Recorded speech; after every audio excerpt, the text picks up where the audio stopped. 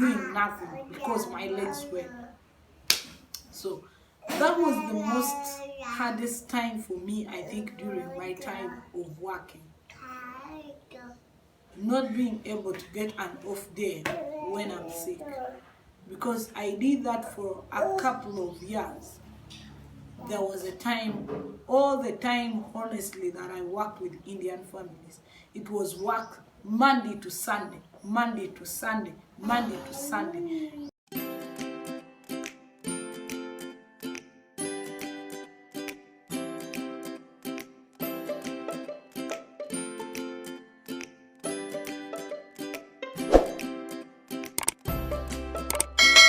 Good morning, guys. Welcome back to my YouTube channel. My name is Sarah, and today I'm back yet with another video, the part 2 of my story, my life story of working as a housemaid. So last time, if you watched the previous video, I ended the story when I was from my work that I got after quitting the previous job. I spent 3 months without a job, and then finally I did get a job in a kind of a miraculous way, but yes, I did. And I went for the job despite the fact that I had spent about 3 days without food, just with water. But when I was called for the job, I went in for the job.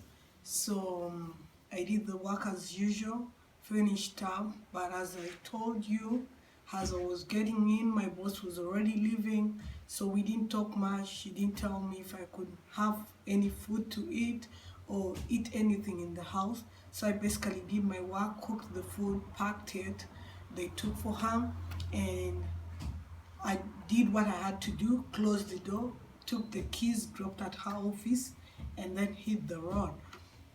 So as I was walking, there's Luthuli Avenue in Kampala, next to Kampala, to the golf course in Kololo.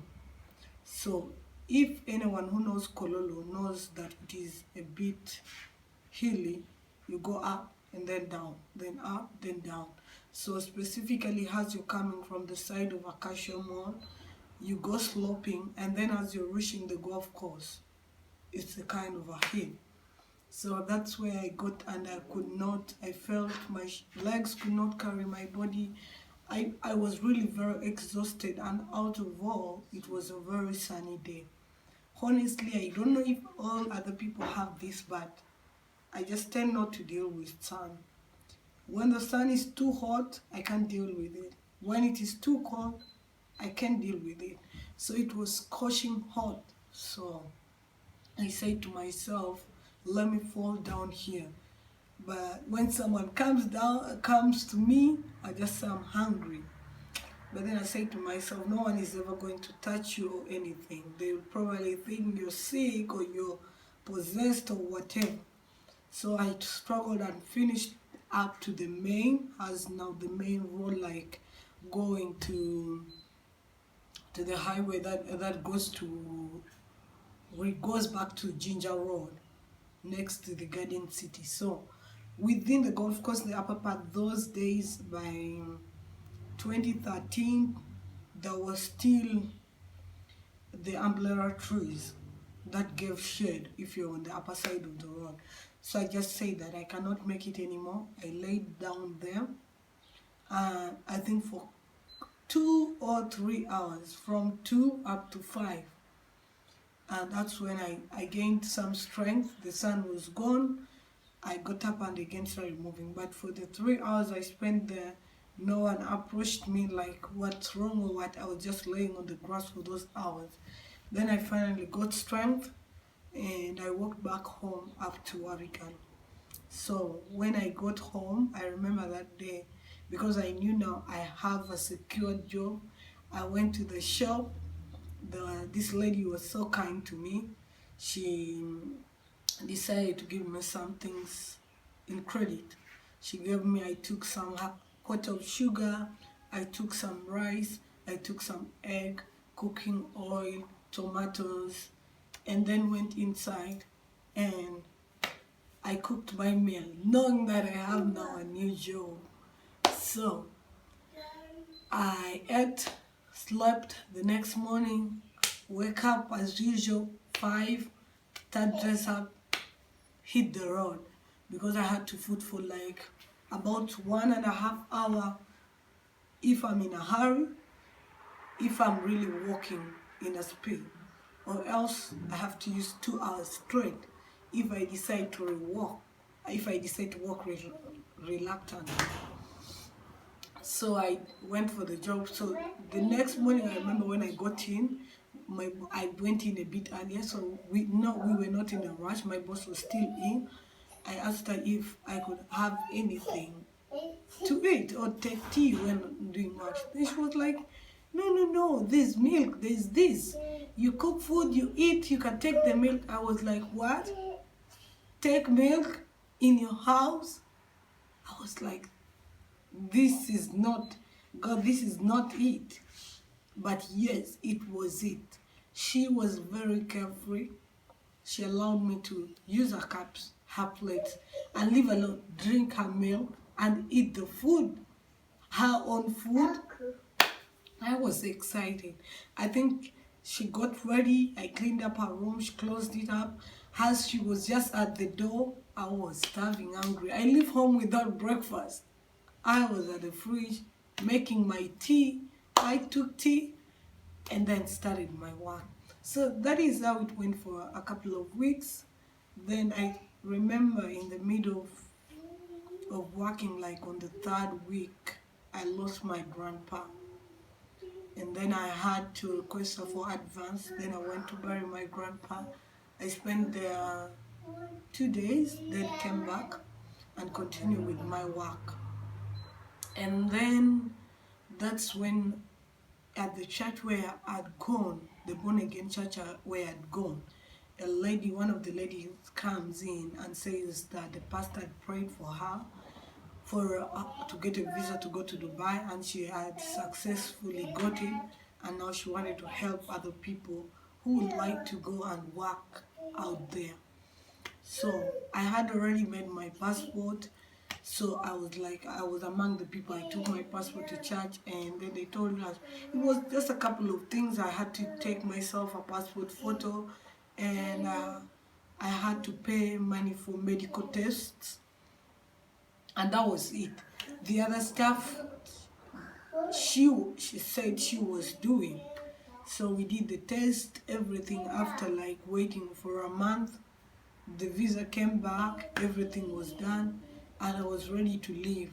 By then, my elder sister Maureen had joined me with one of my cousins who's an orphan, Stephen, joined us. So I was leaving for Dubai, leaving my sister behind. But by then, what she was earning could not pay rent and could not feed them every day. So my thing was like, let me go to Dubai, work, give the best to my family, to my young sisters, to my dad, and achieve something. So I remember the night before we left, I got this fear of going to Dubai. But everyone said it was normal. Everyone, like, who wants to leave his family behind, or like you're leaving your family behind and leaving for a place far away that you don't know. But then I said one prayer, and I said, God, if you know where I'm going, it's not where you want me to go. It's just my thought, it's just my thinking. Please, God, don't let me land myself into slavery or suffering that you do not want me to be in. That's all I said. And the next morning we hit the road. So as we were going, I remember we drove for lots of kilometers. And as we are reaching, there's a place called Kibimba Rice Farm. Then one of the tires of our tax, boom, blow off. Now you're asking, why are we going to Kibimba? We were supposed to go in Entebbe. We are moving east past Ginger, past Iganga. We were not using Entebbe Airport. We were going through Kenya. Then from Kenya, that's where we board.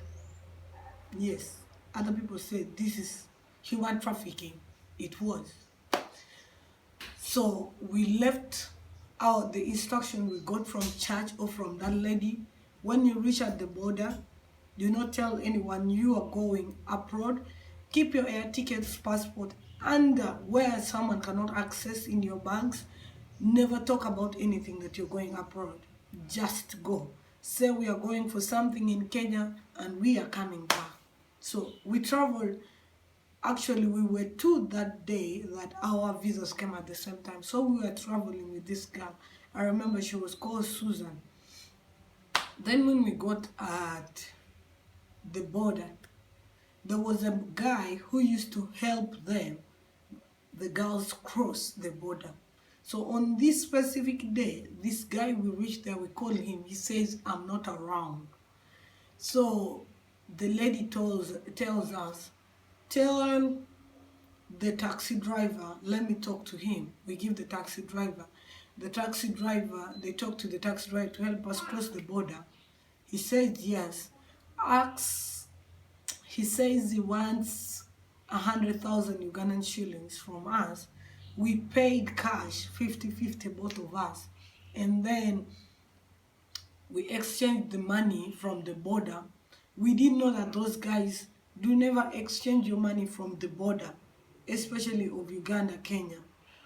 Those guys are thieves, especially when you don't know the rates. I don't know for other people. I was stupid, I was naive that time. We didn't know anything about the exchange rate. So I went there with about 300,000 that I had moved with it in my pocket.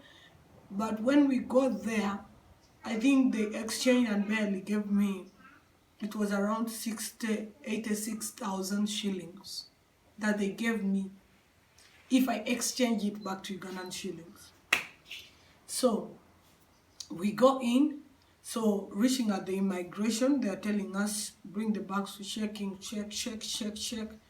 So the lady asked us, where are you guys going? We are going for our wedding of our sister in Kenya, in Kisumu. She says that, where does your sister live? We don't know in Kisumu. But I think she just knows in our eyes, because we were literally, I was 17 and my friend was also around 18, I think. So she, I think, says some kind of thing that these girls are not telling us the truth. So they tell us, gun wait behind. They take us to the police of the immigration.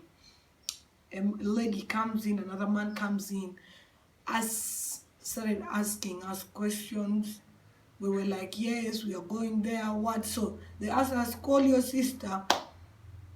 Lucky enough, I had a friend of mine in Kenya. She's Eunice, and I called her and I was like, Eunice, help us out.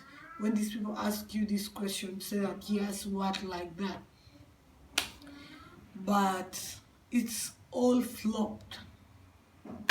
So by the end of the day, it was coming. They kept us there the whole day. They removed our bags to check. They get the passport down and the air ticket and blah, blah, blah. And so we were not allowed to cross the border. So after spending there the whole day, they bring this, this police car, you know, that the police sits in. Oh my gosh, I hate that car. And then they make us sit in like criminals. And then they took us back to the CPS of Busia. Reaching there, we got this police lady who was pregnant. But she was just pissed off at everything. So we reached there, they explained to her, these girls, I think they were victims of human trafficking. They were taking them again to Dubai, take them to where, whatever. She says, bring your bags, take off your shoes, what? I was like, madam, they've said we are victims. They did say that we are the criminals taking people. Understand, we are the victims. So I refused to remove my shoes. My friend refuses. And I remember, she told us to leave the bags. We did not leave our bags behind. We went with them inside the cells. So we reached in the cells. I think we met a certain 13-year-old girl, and then we met another lady. There was nothing like a mattress or anything in the cells. It was just the cement waiting for us. So we sat there. I remember, me and my friend, we are born again. So the only thing we saw this at this moment, we needed God. Good news is that also we went in with our phones in the south. So I managed to call my dad and tell him, Dad, this is what has happened. We are in the police station. So my dad says, calm down, everything will be okay. Let's pray, let's figure out what happens. So we just remained there praying. So at that point, we called our pastor and told our pastor what had happened. So our pastor just said, do not tell the name of the church, do not say my name, do not say the lady's name, just we are praying for you guys, do not call us again, what. And the next time, like in a couple of minutes when we try to call again, you know, we are scared, we are kids. The phones all went off. So we were just there. So that evening we stayed in the police. There's nothing like food was brought in for dinner. We slept hungry. Then the next morning is when they brought us out very early in the morning. But the whole night we spent praising and worshiping and praising and worshiping. But inside me, I was sorry for my friend because she was very hurt because she needed this badly. But to me, I knew that God, if this is what has happened, I knew God was protecting us from going somewhere bad. To a certain extent, I knew God answered my prayers. I was at that side, even while in the cells, prisons behind the police bars. So we got up in the morning. They took us to the parade where they were counting the people in the cells. Oh, sorry. They counted us, so everyone was sitting down, off your shoes, the men were without the shirts. So to a certain extent, I felt so bad because we were treated like kind of criminals. And like even after they said, so the DPC came where they were saying this and this and that. So finally we were put back again in the cells. We got someone, one of the police ladies, to buy for us something because at least we had our money. Then we stayed there at least up to 2 in the afternoon. And then the lady from immigration came with her car and said that she was returning us back to Kampala. So at a certain point, between two of us, we just thought that maybe they're going to bring us back to Kampala and still in the police of Kampala arrest us, keep us there. We didn't know what was going to happen. But lucky enough, that is not what happened. We were brought to Kampala. We were taken to internal affairs. Of course, they took away from us the passports. And we met a certain nice man there who's the, how do I call? He leads the department of the human trafficking, and that guy is called who? Is it Mr. Muhonge or something?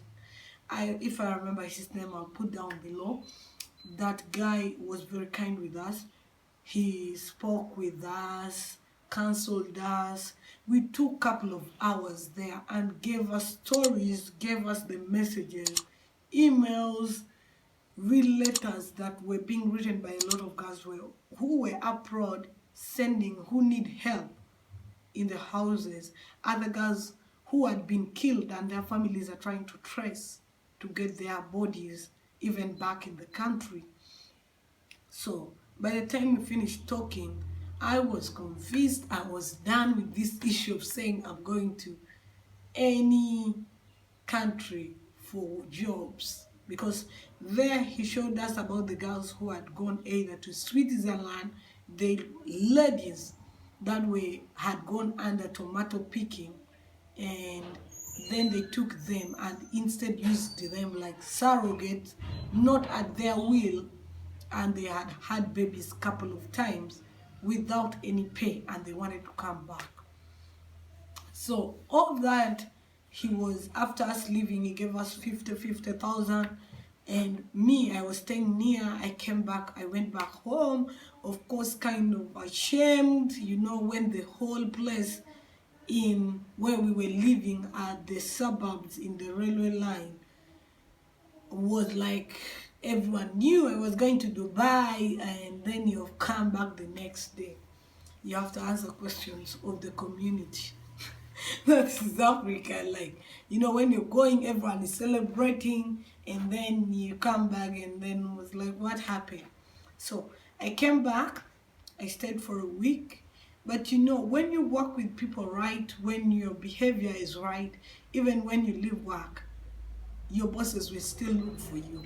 So I met with the grandmother or the sister to the mother of my former boss that I left her job 3 months ago before coming to this previous boss that I left her work, these two couples that were very kind to me, the boss that I left behind.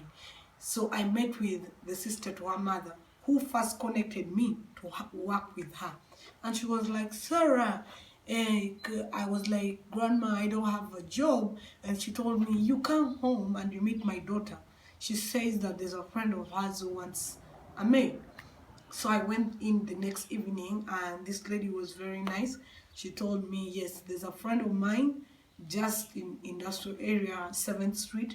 She wants someone to cook and take care of his baby. I was like, just 1 week, remember, I had to leave the other job that I was going to Dubai. And now I've come back, there's no job, there's no way I could go back to the other previous place that I just left, that I'd worked only 2 months. She was very kind to me, they were very nice to me, and then I left that I was going for Dubai. And then now, what had happened had happened. So I got the job after 1 week only, and I was very excited. I got this job, and they were paying me more. So with the last job I left, the lady was offering 150,000. This job that I had got a week later, they were giving me 220. 200 was my salary, and 20,000 was for my lunch. So I was so happy. Though I'd moved from the North Indian families, for all this time I've been working for them, and gone to the South Indian family, it was kind of a bit also challenging for me to keep up with them, because I was supposed to cook, and now I knew the North Indian foods, not the South Indian foods. So it was kind of challenging that I had to learn a lot of cooking of against South Indians. So I worked there for about a year and some months, and then my boss was supposed to move to Kenya, and then he asked me truthfully that if I wanted to move with them. I was like, yes. But then I told him I had a family here, and of course he was not willing for me to live in their house. They wanted me to live out. That means I was moving to Kenya, rent a house in Uganda, Kampala. My family is there. I have to pay rent here. So I asked them if they could increase my salary, but he wasn't increasing. So I had a balanced mind, like maybe I'm moving, maybe I'm not moving. So when they first went back to India, before coming back to move to Kenya, I decided to, one of my friends got me a part-time job that I went in. As I was in that part-time job, I think I worked only 2 days for an Indian family in the city center, Nakasero. Another friend tells me there's a job that is paying 250. So I went in to work there. So this was not like anything with kids or anything. It was about cooking. We were cooking food, and this lady was giving out to other Indian families or Indian bachelors here, people who wouldn't want to cook, or staff in certain companies, Indian staff in certain companies, food like lunch or dinner or what. It was like basically a hotel, but it wasn't like a hotel like where people come to eat. We cook food, then they deliver. So I worked there for 2 months. It was kind of hectic because from 7 when you enter, let me say 6:30 that you enter in the kitchen, you were standing the whole day until you leave at 6. And maybe we're making about like 300 chapatis. Then you have to make this, you have to make dal, you have to make this, you have to make, then cutting onions. You cut tiers of onions, ears of onions, onion salads, what. So it was kind of a lot of work. To a certain extent, I was looking for another job. While in this job, I was standing the whole day. My legs were gone. And then one thing I didn't like about this whole experience was like, I was cooking, but when the cleaner didn't come, then you have to go cleaning, and then we had a lot of dishes, and then even when you're done, sometimes like you have to do homework that you're not employed for.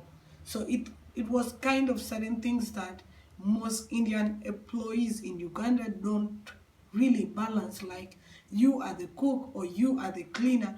I know I'm very okay with helping out other works that I'm not employed for, but there's got to be an understanding that, like, okay, this person has done all this all day, she must be tired, or at least you say that let me tip her for her transport, or just something to say that you appreciate.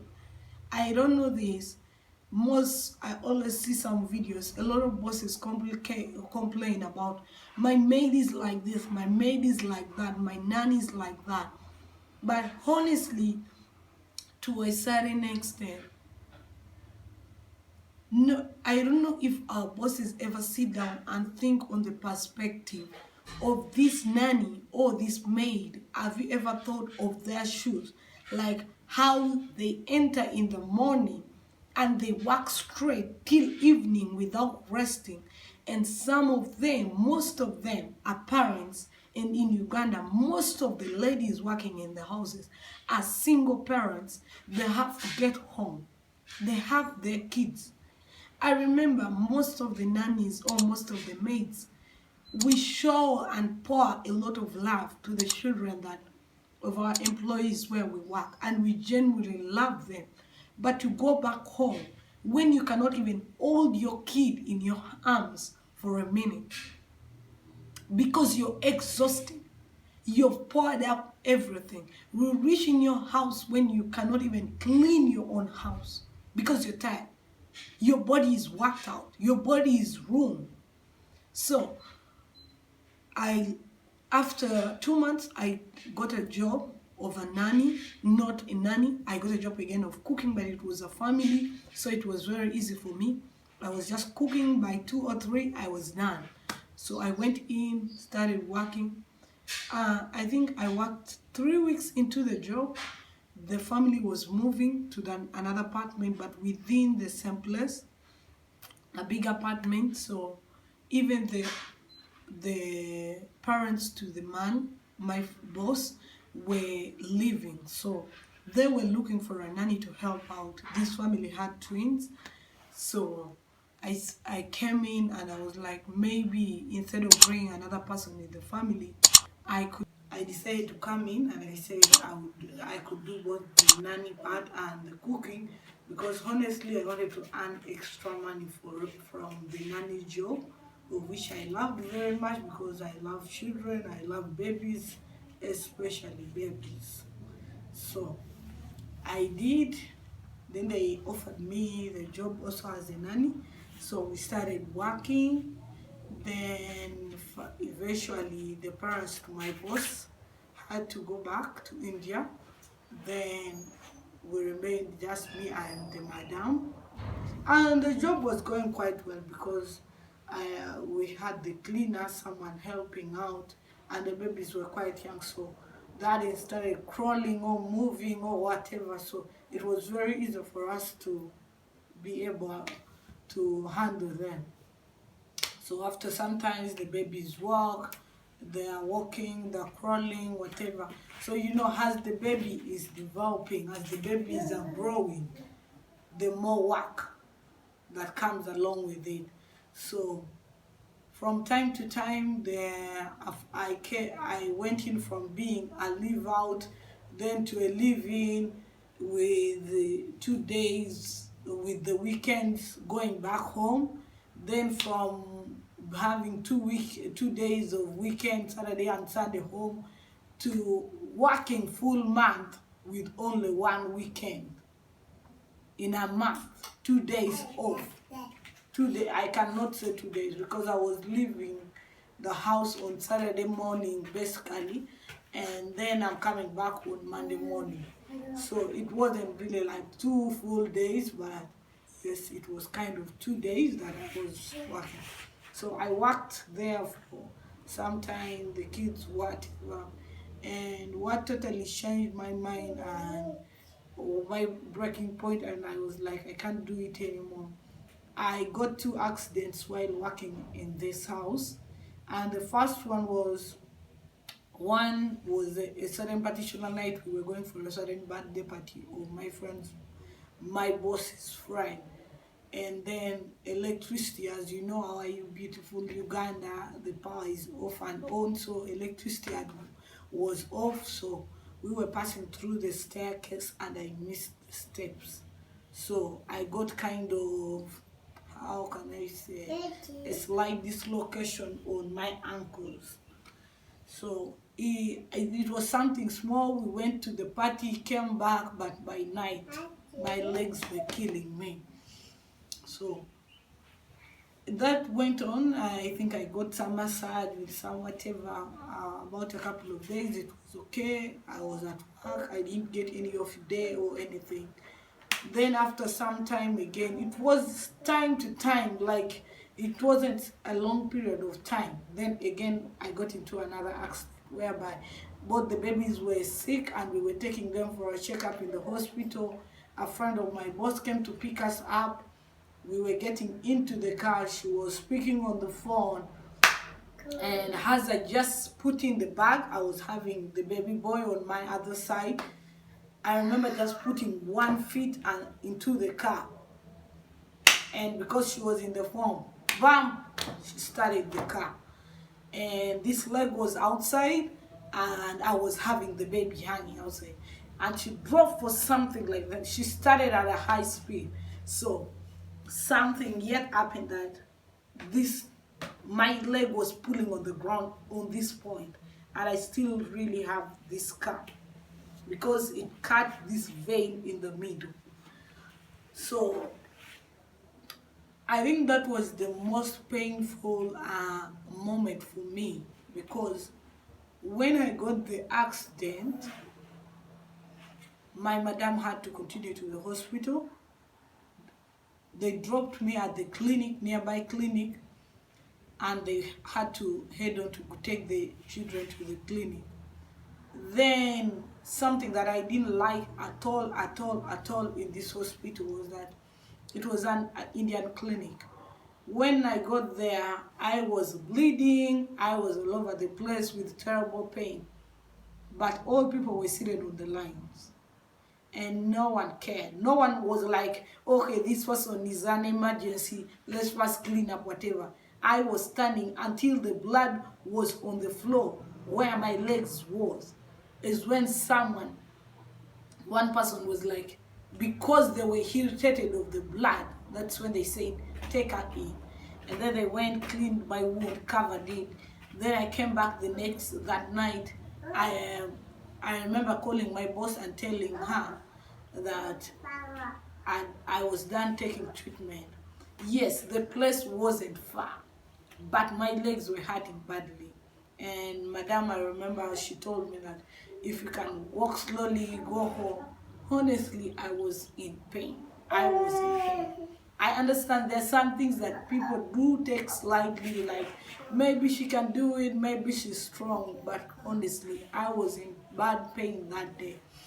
And I went home. So I remember I asked madam that time that if I could take off days, and she told me that it was going to be hard for her to handle the twins without my help, and she just asked me to stay by within the place and still look at the kids, at least whatever. But I said it was okay, and I did stay because I didn't have options.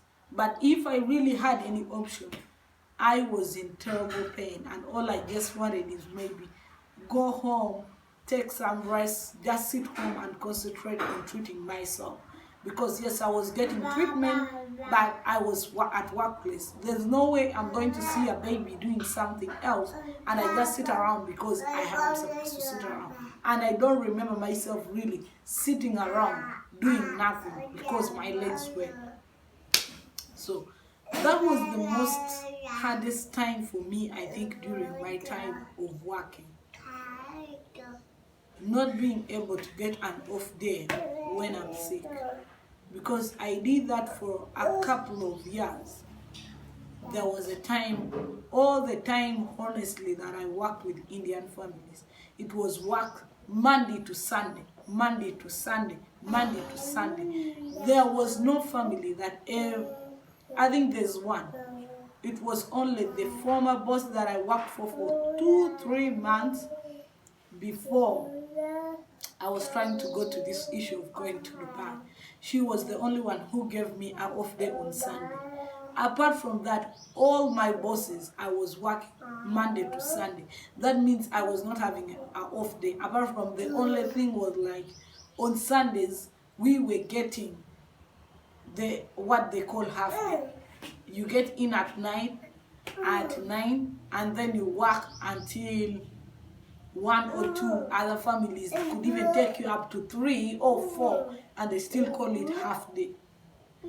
So honestly, as you employ someone, and I always said this to myself, that Sarah, even when you're at a better position, try not to exploit someone, because I do know we all have backgrounds. We all have backgrounds. But when you're at the position to use someone or someone to work for you, treat them the way you would feel you would want to be treated if you were at their positions. Because life, I don't know how to take it. Life is so, it's so sad, but life is so unkind that a lot of people, especially people who work in the houses, we give in everything. But most of the times when they start criticizing housemaids, nannies, all the blames when a nanny did something, when the nanny did this, they'll keep on saying, the nanny did this, the nanny did that. But no one goes down to the earth to know how are these nannies, how are these maids being treated. Honestly, when you treat someone right, you cannot treat your child in a wrong way. When you treat someone right, she will do her work and clean your house in the way that she would want her house to be clean. But either you pay someone very less than what they really do for you, you give less and you expect more and drain someone totally, then I think our bosses, you should just think that, let me give this person what they deserve for their labor. It's so unfortunate that Uganda, we still do not have the law or the minimum wage for housemaids and nannies, because people still bring a maid and they pay them 150,000, 60,000, and someone is living in the city. The houses, basically, the lowest rent you can pay is 50,000, and someone is working for you. A parent has a child, you are paying them 50,000, and you want them to clean your clothes, iron them, like for our Indian friends, wash from your inners, your knickers, your pants, your what, iron, socks, what, clean this, clean that, and you add on top of that, with serious supervision, you are standing behind, you are stepping on the floor. This is not clean. Mama, this is not clean. Mama, this is not clean. Let's try to be kind. Let's try to be kind. The world is too small. The world is too terrible. People are going through a lot. Basically, some women, they leave their houses. Their children are not going to school. They don't even, I remember from back then, I didn't even have where to leave mass. Every morning, I have basically to search whom to leave our girl with and go and work. And then you're at work the whole day, you're wondering, is your child safe? Did they eat? Did they what? And then you come into the work, it's pressure through the whole day before you get. So let's try to be kind to one another. Let's try to be kind as much as you can. It doesn't matter the lowest person in your house. Just try to be kind enough. Because everyone is going through a lot. Everyone is going through a lot. But I believe kindness can heal. Kindness can. Baby Liam. No. That's way too noisy. Auntie's talking here. Huh? So let's try to be kind to one another. Either you're a boss or you're a maid. Let's respect each other in all levels. If she's your maid, be kind and respectful of her. And please, the maids, the nannies, let's be trustworthy.